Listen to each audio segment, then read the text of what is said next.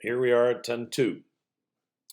10.2 says we are going to post, and we'll post each customer that charged something to us that we debited in the accounts receivable debit in the sales journal. Each customer, we will post those individually. We will not post sales credit or sales tax payable credit, just the accounts receivable. Then we will add up the columns, the three columns, make sure that we can prove that the page equals, that debits equal credits, and then we will post to the totals. So we're going to do a few postings. All right. So first things first, here's the sales journal. And what we said is the accounts receivable debit, the account that we are debiting, this is the item that we are going to post. We will post each individual accounts receivable debit that's listed in the sales journal. We will not post sales credit individually or sales tax payable. When we're looking at this, we'll just do the same steps. Date, step 1, the page number S11, sales journal 11, the accounts receivable debit. Make sure you don't take the wrong number. Make sure you're putting the accounts receivable debit in the debit, and then you add the debit balances.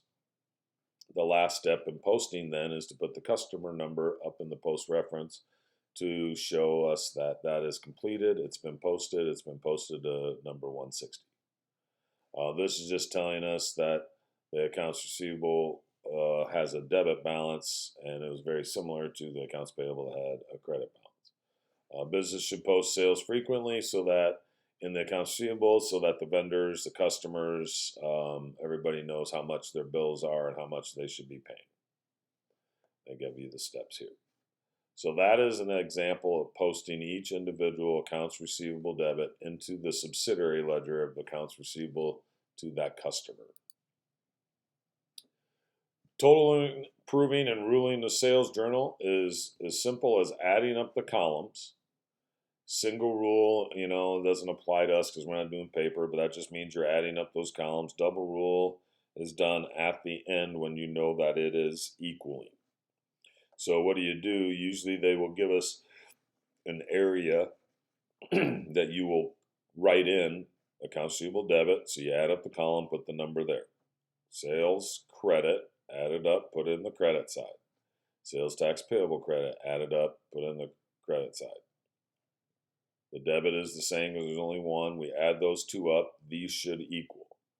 And you should really probably try to prove the journal prior to posting, just so that if there's something that's not working, then you would want to go back and fix it.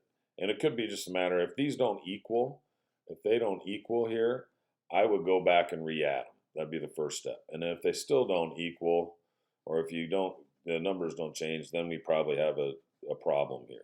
It could be a rounding of sales tax or whatever the case may be. But then we want to fix it before we go ahead and post. So proving the journal is adding up the columns, putting them in here, making sure that debits equal credits. Single ruling, double ruling, once it equals, that's just kind of verbiage for us. Okay, that's totaling. And you always put the last day of the month when we put it and the word totals there. The last step in 10.2, 10.2 is a pretty quick little section, is we will go and finish posting in the sales journal. We said we're not posting sales credit or sales tax payable credits individually. We are posting accounts receivable individually, which we just did. Now we're going to post the column totals. So accounts receivable will just work left to right. Accounts receivable debit, we will post $9,021.23 into the general ledger account, accounts receivable. You'll put the date, you'll put the page number, the debit, add it to the balance, debit to debit, gives you the number. We also will then go to the next column, sales credit.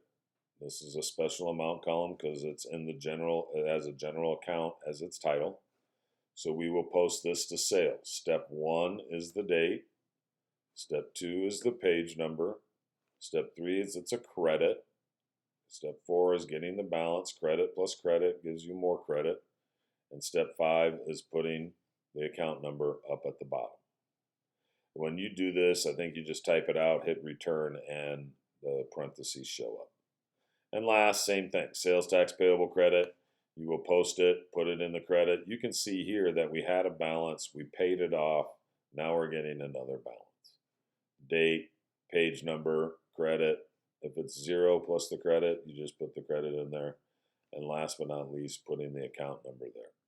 They have this spots here set up for you. And that's all